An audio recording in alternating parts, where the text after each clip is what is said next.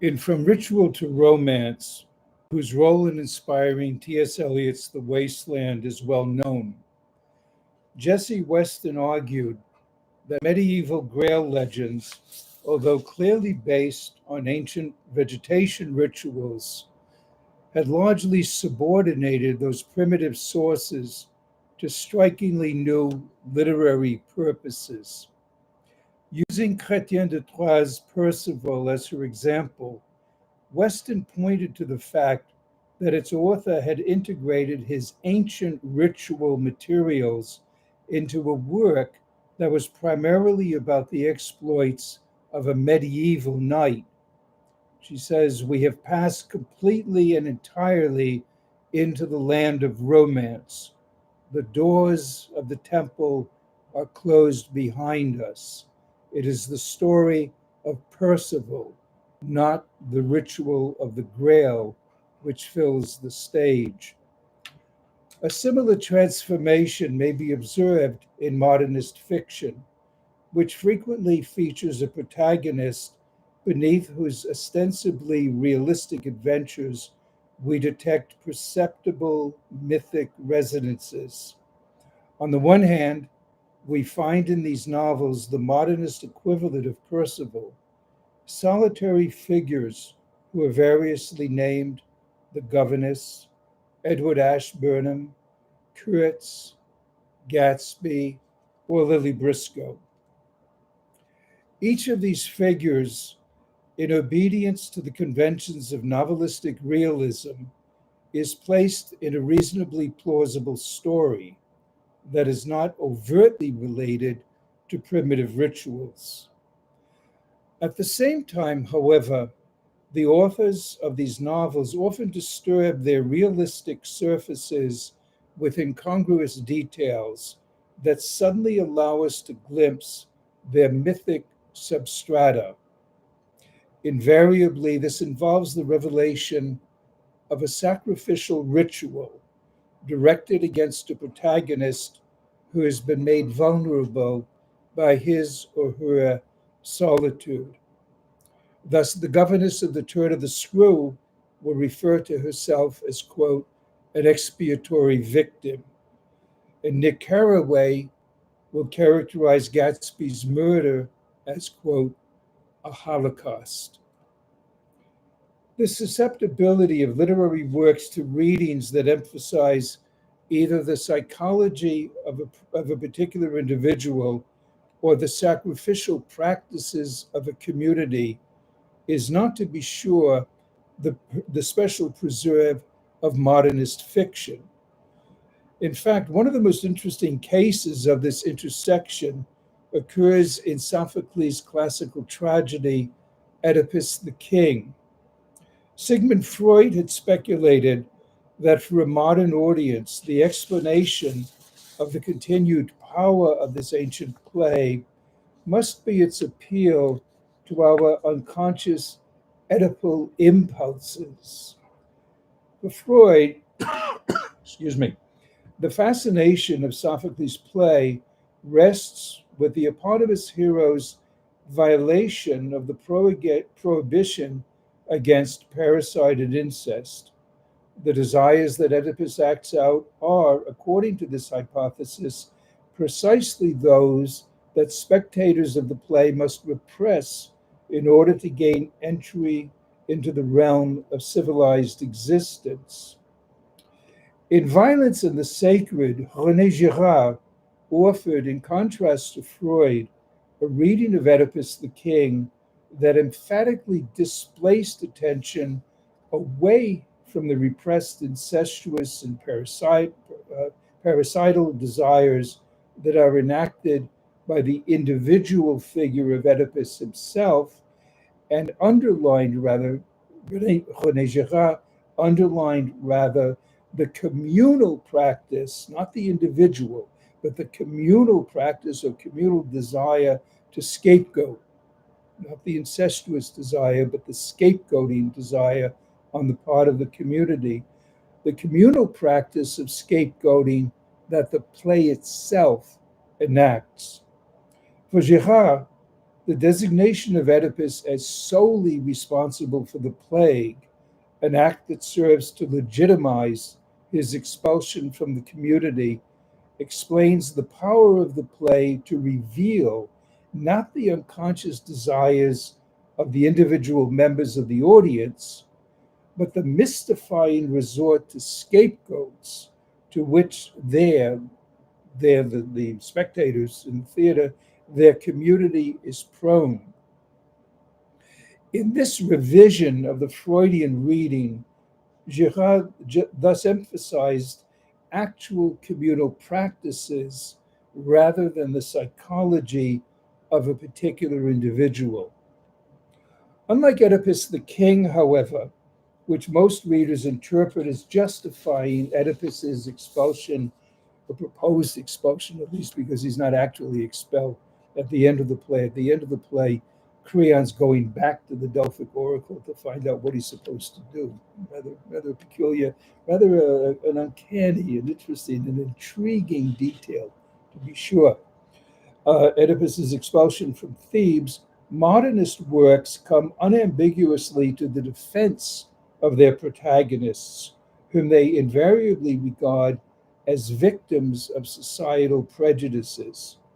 For this reason, as William Johnson has cogently argued, the modernist use of ritual elements cannot be interpreted as simply an act of recovery, of simply restaging a scapegoating ritual. Rather, it amounts to a profoundly critical, so we have the staging of a sacrificial ritual, but a critical perspective on that ritual.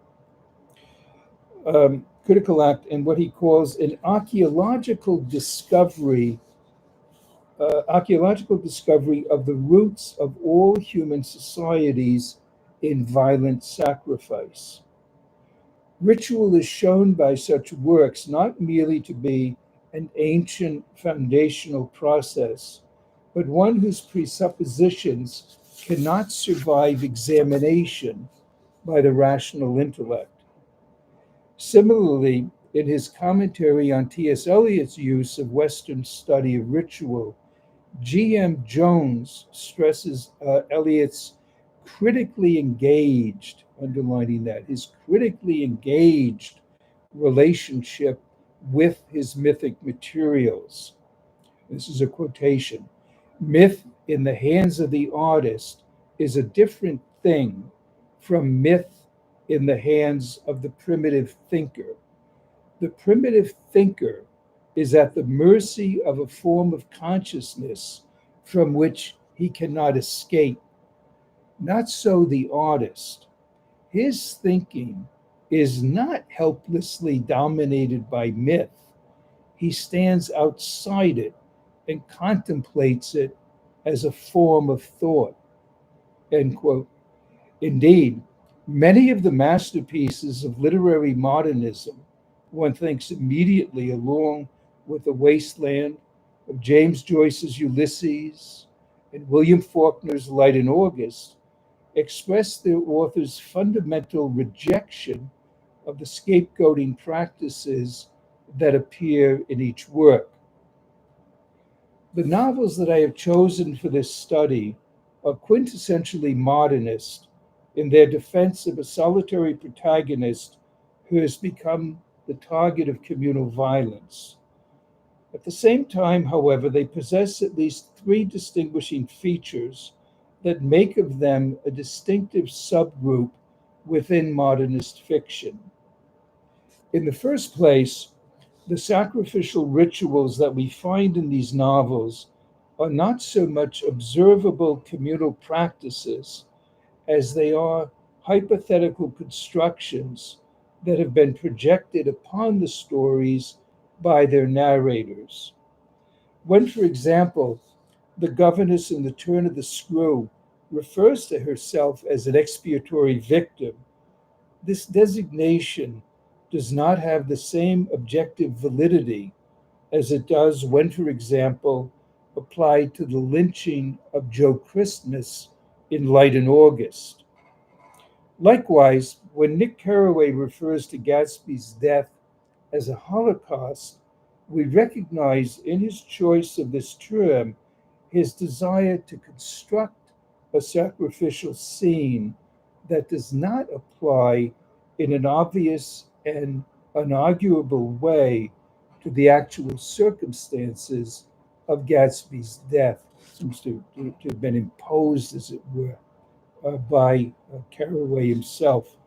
For this reason, the victimization that we find here seems highly speculative and even perhaps self-serving. A second feature of these novels is that the distinction between accepting or rejecting scapegoating does not apply to them unproblematically as it does to other modernist masterpieces. Although committed to the mystification of atavistic practices, their narrators tend to defend the designated victims in ways that ironically produce a remystification of sacrifice. While taking the side of these victims against their persecutors, they often encourage the community of readers assembled around them to direct its own scapegoating impulses against other targeted figures. As a result, they create a highly unstable relationship between the scapegoat, the community that persecutes him, and the narrator who comes to his defense.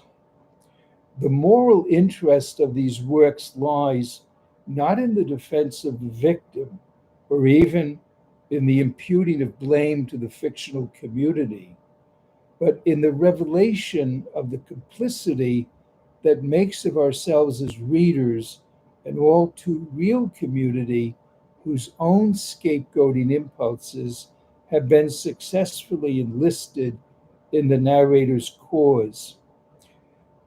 In this way, they give especially present expression to a fundamental contradiction of our own historical period. On the one hand, we recognize the injustice of persecuting victims in whose guilt we can no longer plausibly believe. On the other hand, we cannot imagine how to create a human community that does not have its scapegoats. Finally, each of these novels is constructed in such a way as to create an implicit contrast between the narrator's merely ostensible demystification of scapegoating, which is contaminated by an unpurged mythic residue, and the genuine demystification undertaken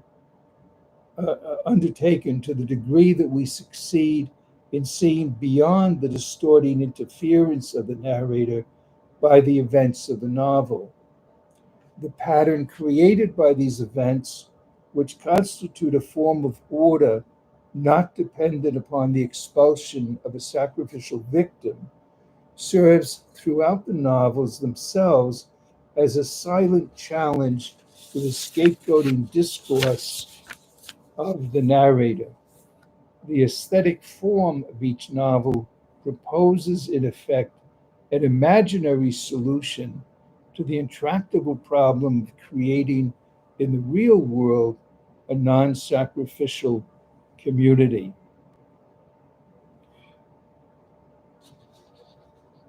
As that may seem to me a bit abstract as I read it, and perhaps not entirely intelligible. I think as I continue and give examples from the well-known works of fiction that I deal with in the book, those maybe rather fuzzy abstractions will become clearer. I would hope. The placing of a solitary protagonist against the background of a sacrificial subtext may be readily observed in Henry James's The Turn of the Screw.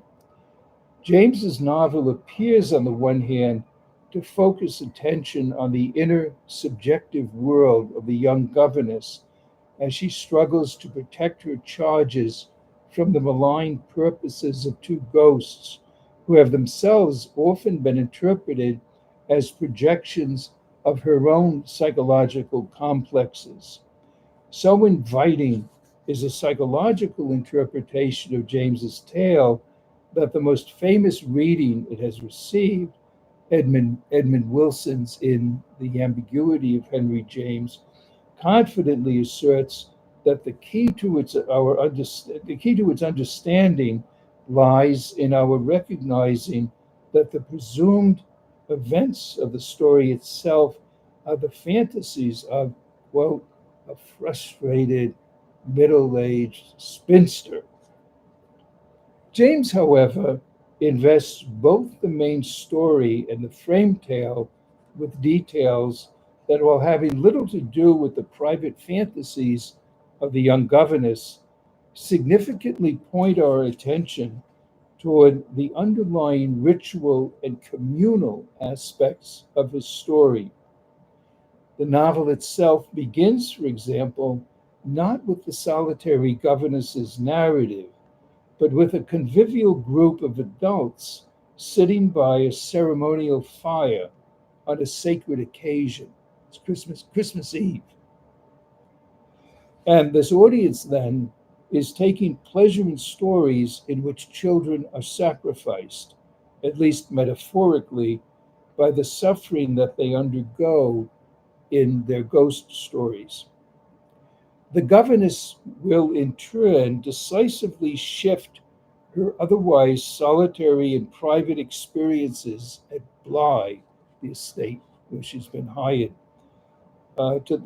shifts her private experiences at Bly to the public arena when she attributes to herself a sacrificial role, even more incongruously considering her own admission that she has never been to a theater. She will add to this public dimension by sprinkling her narrative with theatrical metaphors, as when she compares Bly in the autumn to, quote, a theater after the performance, all strewn with crumpled playbills, or refers to her request to Mrs. Rose that she clarify her remark about Miles as the last jerk of the curtain. At such moments as these, James abandons the requirements of verisimilitude in order to imbue the governess's private experience with a communal dimension that it would otherwise lack. James himself explicitly alluded to the relevance of public rituals in his tale when he remarked in his preface that Peter Quint and Miss Jessel are not ghosts, as we know ghosts, but goblins, elves, imps, demons, as loosely constructed as those of the old trials for witchcraft.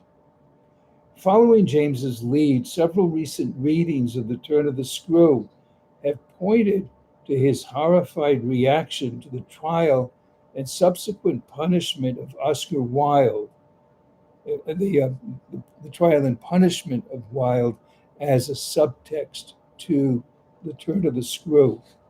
Such interpretations take us very far indeed from the sexual frustration of a middle-aged spinster as an explanatory key to events in the novel. They tend rather to contextualize it in relation to the self-protective acts of ritual punishment to which both individuals and communities have recourse. Similarly, Joseph Conrad's Heart of Darkness is, on the one hand, the story of the psychological impact upon Marlowe of his journey up the Congo River, and in particular, his encounter with Kurtz. The preeminence of psychological considerations is conveyed by the doctor's remark to Marlowe before he undertakes his journey that the changes take place inside, as well as by the impressionistic techniques that vividly register Marlowe's subjective experiences. A psychoanalytical interpretation of major events is authorized by the portrayal of the jungle as a maternal figure that exercises an irresistible yet ultimately destructive power over the civilized Europeans who wander into it, and by Mahler's projection of paternal traits upon Kurtz, and by the profoundly transgressive quality of Kurtz's violation of taboos and the dream of recapturing the infantile fantasy of omnipotence that they serve. Coexisting with the psychological focus, however, is the novel's equally important concern with the representation of atavistic communal practices that involve the sacrifice of a designated individual, the most obvious example of which is the unspeakable practices of which Marlowe speaks. Less violent, although arguably more pervasive forms of ritual exclusion also appear in the novel. Thus, the members of the community affirm their solidarity through the judgment whereby they designate Kurtz as a pariah, and Marlowe constructs a community of civilized white males by excluding Black Africans and European women. Ford Madox Ford creates a similarly dual perspective in The Good Soldier.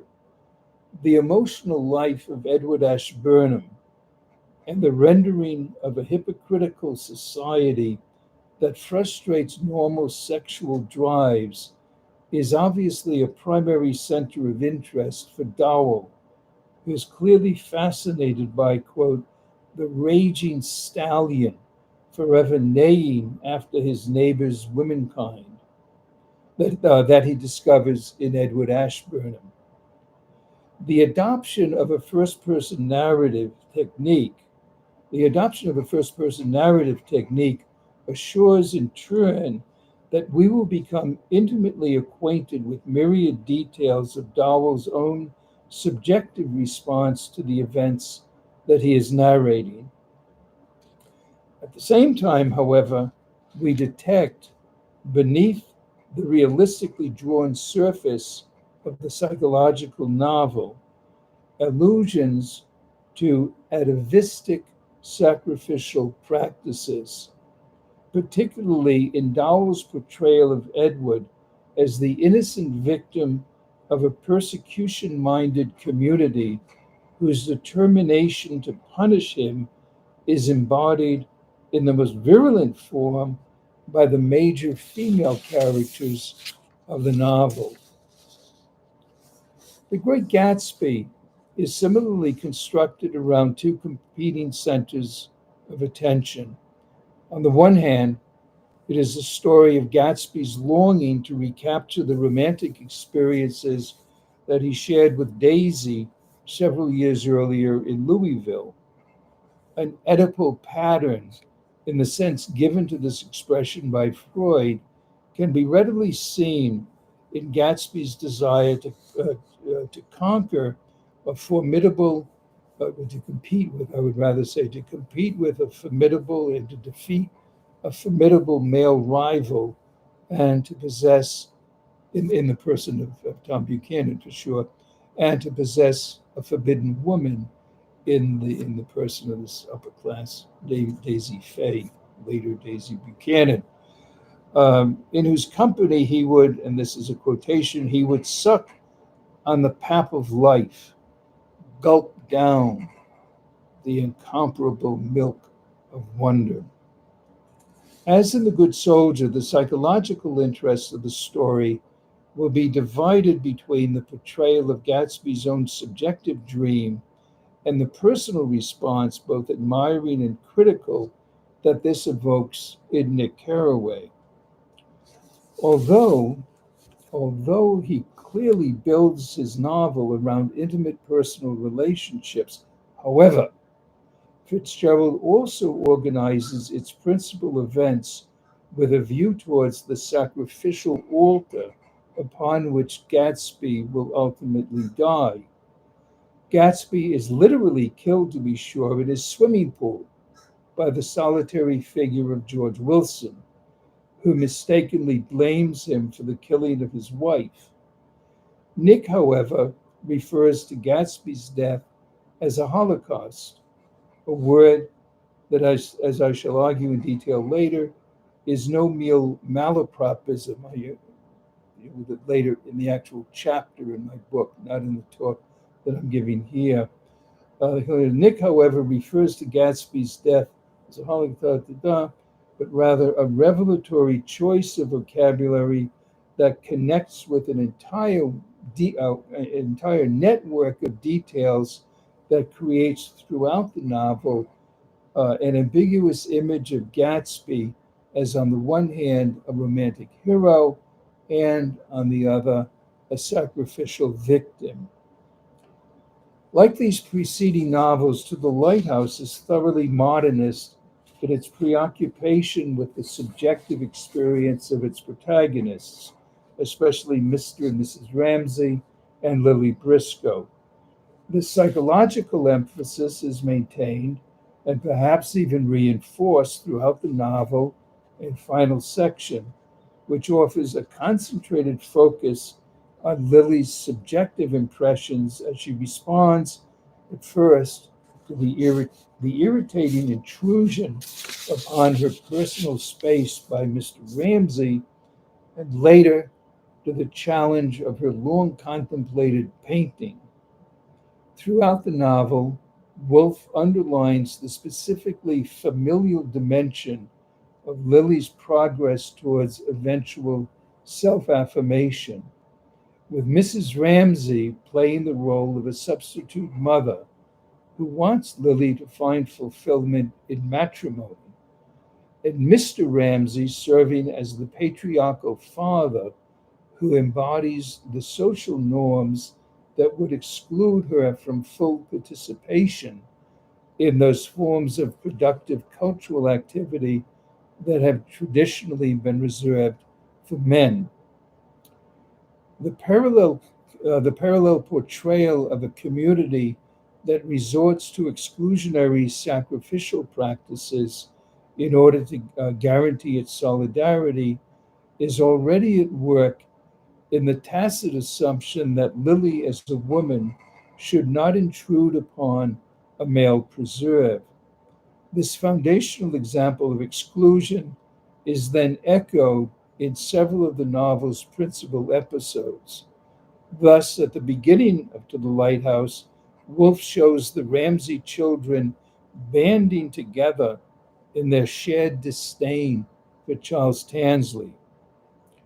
At the dinner party, the decisive integrating moment that draws together the otherwise disparate and isolated guests occurs when the lighting of the candles creates a sense of solidarity that opposes all of them to, quote, the fluidity out there, outside of the house, in the darkness of the night. In a similar way, the restoration of order that occurs at the end of the transitional time passes section, that's part two, To the Lighthouse, will that the restoration of order will be made possible by the activity of working class people who are otherwise excluded from participation in the social and cultural activities of the Ramsays and their guests. Finally, the novel clearly indicates that Lily's successful completion of her painting depends upon the successive exclusions involved, first in the death of Mrs. Ramsay, and second in Mr. Ramsay's departure for the lighthouse. There's, there's much more to say, but I'm sure that that's enough and perhaps more than enough, even for now. So, goodbye.